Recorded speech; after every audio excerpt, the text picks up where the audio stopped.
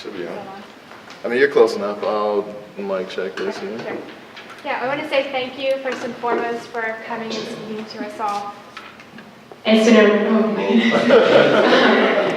been an incredible honor to hear all of your stories and experiences. And so I have a question that could be directed at all of you actually, but I do want to address Dr. Pearl and Mrs. Parker as well. You spoke about this dramatic change that has occurred since the era of the 60s and all of these movements that have gone on, and that we've kind of declined into more of a state of apathy in the current day. And I'm wondering if you can cite any specific factors that you think have contributed to this kind of lull, I guess, in momentum and activism. I'm sorry, I'm having trouble understanding the question. Yeah, so simplify it. Can you cite any specific factors that have contributed to a decline in activism since the time of the 60s?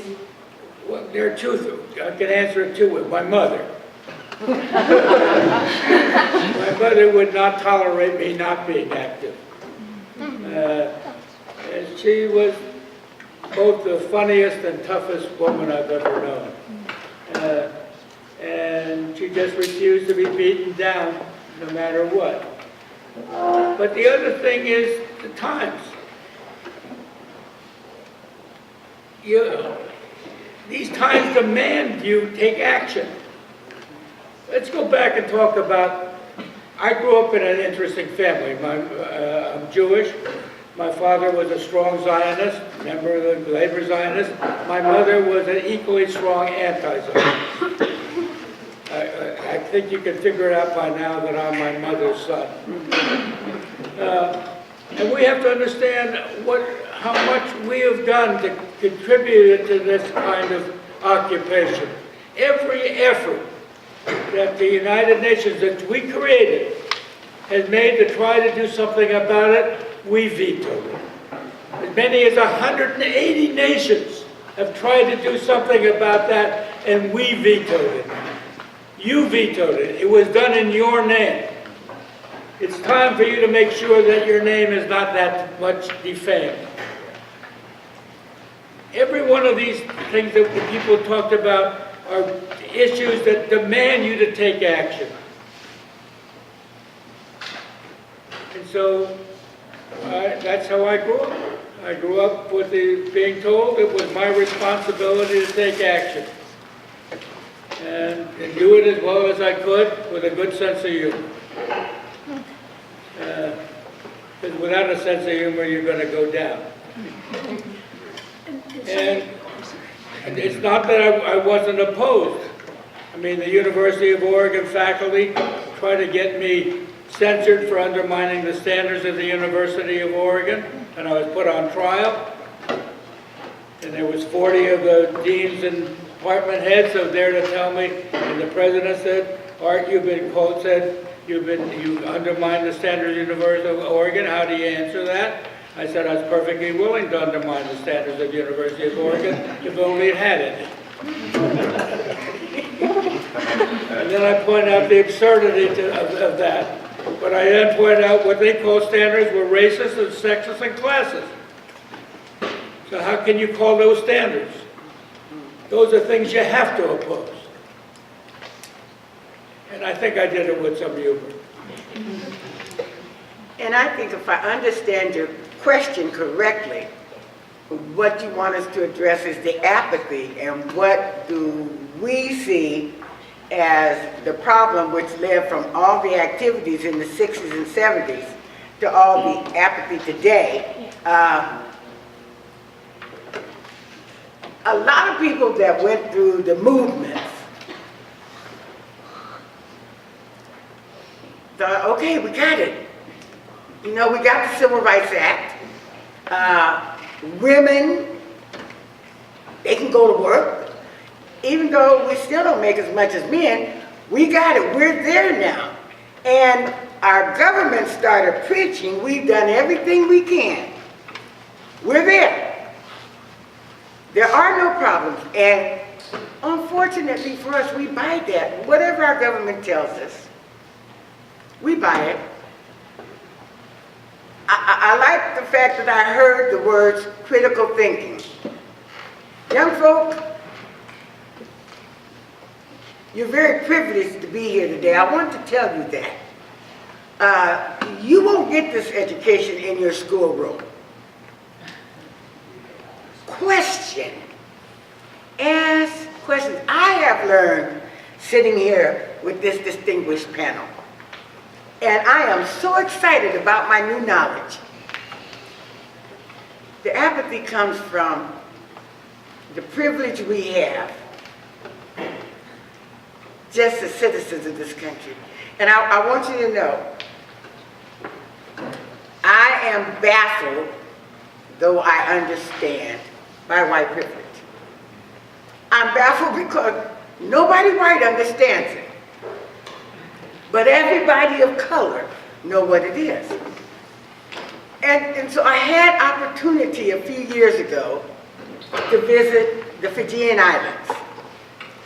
My sister and I went on a trip after I retired from work.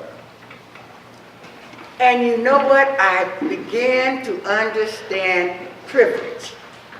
Even though I'm an African American female, visiting a country of brown people, I was allowed to see with my own eyes how privileged I was as an American and how oppressive I could be because these people didn't act and respond to me the way I thought they should. When I walk in a restaurant, I want a waiter to come up to me and ask me what I want.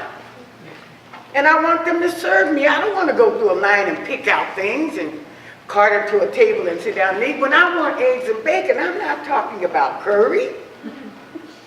I want eggs and bacon. When these folks looked at me, and my sister looked at me and said, you know what?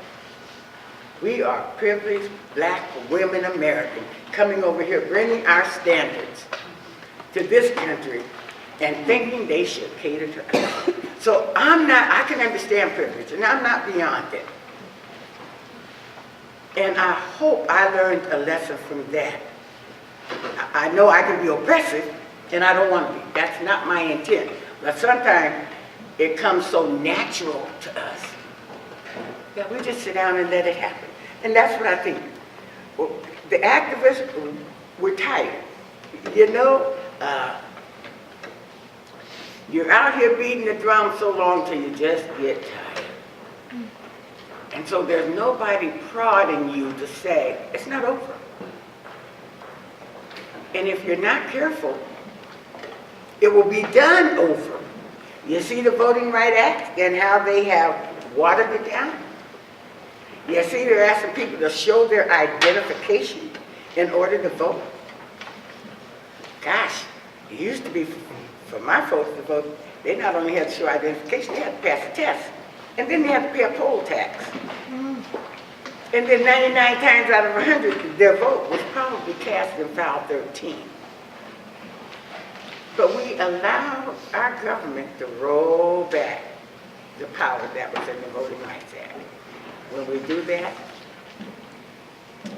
we're giving up, you see, you're not giving up my right, we're giving up America's right, the voice. See, we're the boss, they're our employees. But we're giving them the power to tell us what we're going to have, what they're going to allow us to have. And that's not how this democracy was set up to run. Does that address your question? Yeah. Just want to address your question real quick. Do you know what's going on in our country, why people are disconnected? So far, Unity. yay. That, and social media.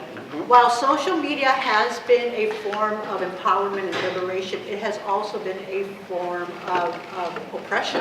Think about all the cyberbullying that's going around. And so I think that people have become really disconnected and by media, by movies, by music, and it dehumanizes people. It's like you were saying, we get our information of who Muslims are through media and not by talking to individuals. And so I think that people are selfish today. They're very narcissistic today. What do they call you, the millennials? And you know, it's not that I'm trying to be cruel, but somebody needs to tell y'all that you need to wake up, because if we don't, we're not going to exist. We're not going to make it in this world. It's going to be up to you to take that. And you know, I really hate how we left the world for you, because we really are accountable for what we've done as our generations and everything. And I apologize for leaving the world for you guys the way we have, but it's also up to you to make those changes. And so stay off your phones, talk to one another. That's how you kind of reboot that activism. And that social media, which basically has disconnected you, can also be a mechanism to connect you. Yes. I ran for governor in 1970 and Oregon lost. But if we had social media at that time, I could have done a lot better. And that's a weapon that you could be using to start talking about things that need to be talked about, rather than the stuff that actually is being talked about. Yeah, I agree. I think you need a rallying cry, and you've got to discover what your rally is. What motivates you? What is dear and near to your heart, other than, you know, YouTubes and Katy Perry or whoever. So you really need to find what passions you have inside of your heart. I mean, we had causes like Vietnam War, for instance. You know, when I came here to this campus, it was a bedrock of activism, from Vietnam era, from race relations, etc. It was, I thought I landed on Mars. It was the strangest place I've ever been, you know, right off the turnip, like I said. And now you guys got to find your own passions. If you take the word justice, okay, which I think Lewin Crow mentioned, you will find many injustices happening all across your hometown, you know, from homelessness to race relations to minorities. They exist. They have not gone away. We have not solved. We have climbed the ladder a step or two, a rung or two, but those things still need more work to reach their maturity or to improve them. I'm not sure in our lifetimes we can accomplish to eradicate bigotry. I don't think so, but let's work on it. So there are many causes, but you need to identify them, and they're not like straight out, especially now that more than ever the government is ruled by lobbyists. So our thinking is channeled the way, you know, corporations got the status of personhood. You know, they can vote, okay, so they can buy votes, and you know they're richer than any single person, right? And therefore they can influence this democracy, and they have very much so. So there are many efforts to dumb you down, to make you stupid from an activist viewpoint. And as somebody may have said, and I think it may have been Crow, existence is resistance, is a form of resistance. So exist, fight by being smarter, by having a bigger heart, by having a more life conscience. Don't let them take your intelligence. And intelligence, I don't mean that just education, although I say educate, but you know what's greater than education is wisdom. And you know how I define wisdom is what do you do with that education? Yes. Because guess what, there are many geniuses that abuse the education and swindled you know, Madoff was a smart guy, right? Hitler was not a dumb guy. But did they use their intelligence for the good of humanity? What do I want engraved on my tombstone? That I was a selfish, no good person who was very, very rich though? I don't think so. Okay. So ask yourself, what do you want? What kind of contribution you would like to make? and you would find causes that will spur you to activism. You know what all of you young people should look at in your social media, in your lives? Anywhere in this world, the resistance is from what ages?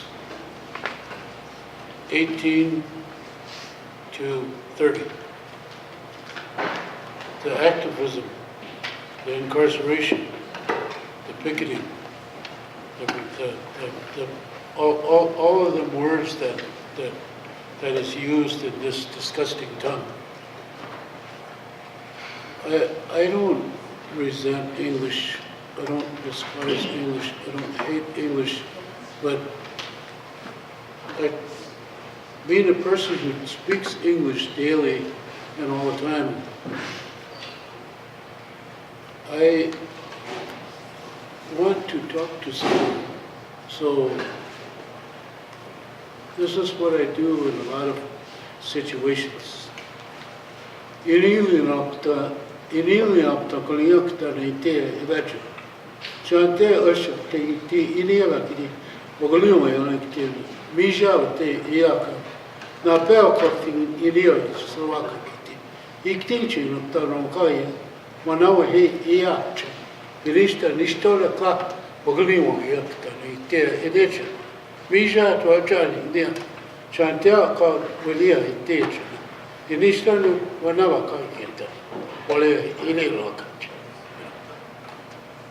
I talk to you from my heart. I reach out my hand to greet you. I look at you in a good, kind, caring way. I feel that all of you young people have something to offer to this world society. What happened in the last 5 generations is no fault, no blame, no shame, only compromise, ratification, certification, verification, interest, conformity, adaptation, responsibility, acculturation, assimilation, program education, big business, religion gone big business, enterprise. I remember my friend Angela Davis when she come to Oregon. I missed her this last time she was here. But I knew all these good, kind, caring people, red, yellow, black, and white. All the activists. Cesar Chavez, I was on a panel with him in Wisconsin. And my friend Bobby Seale, we used to have coffee over there in the Beanery National.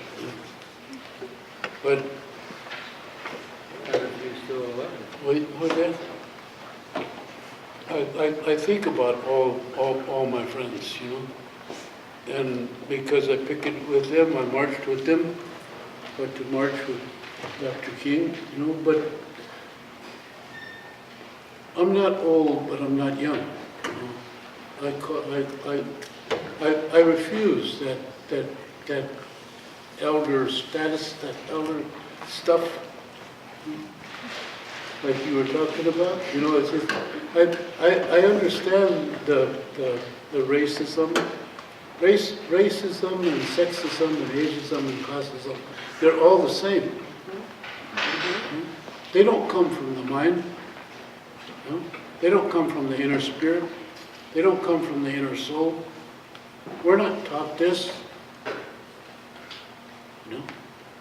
I am like her.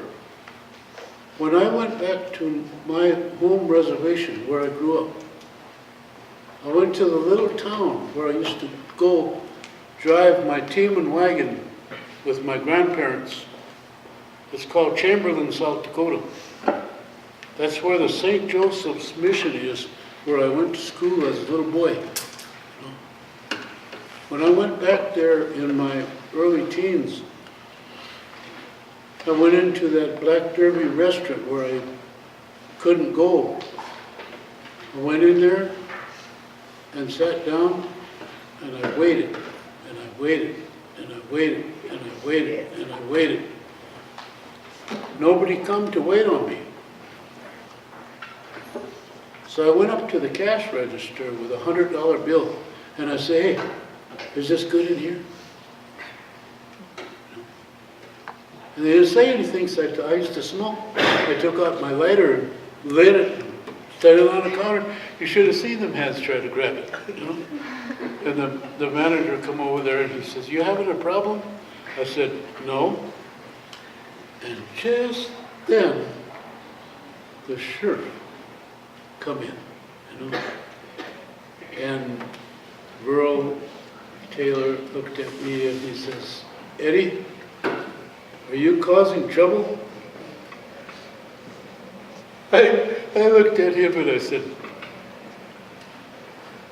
in 18 years, Mr. Taylor, you have never spoken to me. But now here you are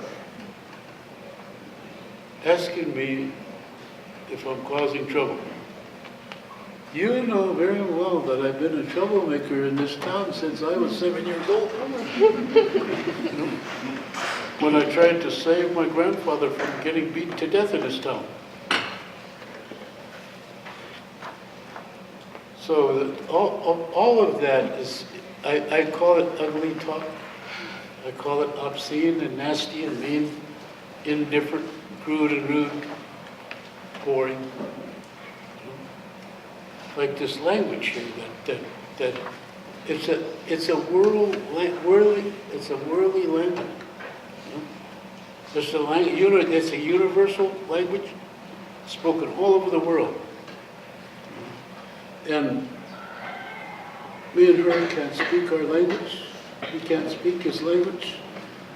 You know? I do to dogs and cats and birds and out there to my friends. I want to know where I come from, how I got here, what I'm going to do, you know, who's going to be with me.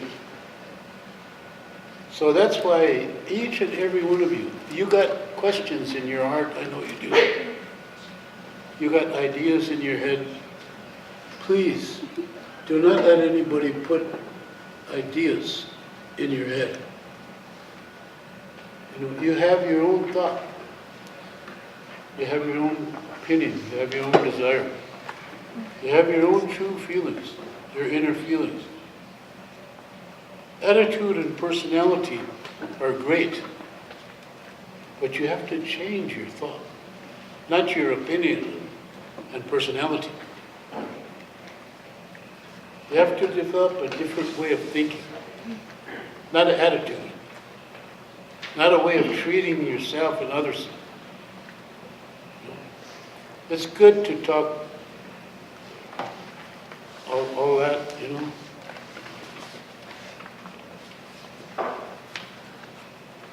I think that I'm the biggest potty mouth around, but, you know, it's not that I'm trying to encourage you to speak badly of others and yourself. You know, I do that all the time and not even know it. You know, because English, I don't know English, so I offend people, not meaning to do so. And it's good that all of you young people are interested in dynamics and change, awareness, appreciation, hope for the future.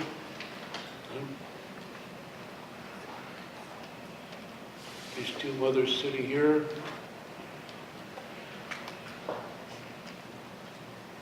I miss my mom after all these years. The only image that I have of my mom is holding her in my arms when she was shot. And I was only 7, you know. But see, so It's not racism, you know? It's not hate. It's not indifference. It's not crude and rude. It's not unnatural and obscene and mean and disgusting even. Because it's not discussed, it's not brought up, it's not adhered to, it's not mentioned. But when a person like me talks about it, I'm a bad man. I shouldn't be even talking about all this hatred and bad things that are happening to people. If it's against the law, arrest me. Or if it's a crime, arrest me. Right here in this town, I'm eating breakfast right downtown here, you know? And here comes 8 cops. Come right up to my table and they say, who are you? I said, what for? Why? He said, we're asking the questions. I said, no, that's not going to work. I said, I have a right. Why are you asking me these questions? What am I supposed to have did? And the talker of the bunch, he says, where were you? I said, I just come from home. You know? I'm going to eat breakfast here. And just then, the owner came in there. She says, officer, do you have a problem? And he says, no, I just want to know who this man is. You know, so she told him. Her husband just happened to be a police officer. You know? So she said, my husband's a police officer and he knows Mr. Crow. You know? But they were looking for somebody, and I just fit that description. So it's just, yeah. So you see, I'm not trying to put anything out there. I just want you to have your own will, your own thought, your own ability to think and act the way that you need to. Because you girls are going to be parents, and you guys are going to be fathers, and if you're not already, see, so God bless you in your life. As an older dad, you know, my son is 20, he'll be 21, and I am a father late in life, and so I don't know how to be a parent, like a father. So he's my friend, you know, and I treat him like that, you know, my boy, you know, and I like watching him because it's like watching me grow up, you know, in this time here. So that's why I say each and every one of you young people, this is your world now. Even you. This is your world right here today. Oh, yeah. But only if you're willing to share it with us. And yes, so we will share another round of applause with you.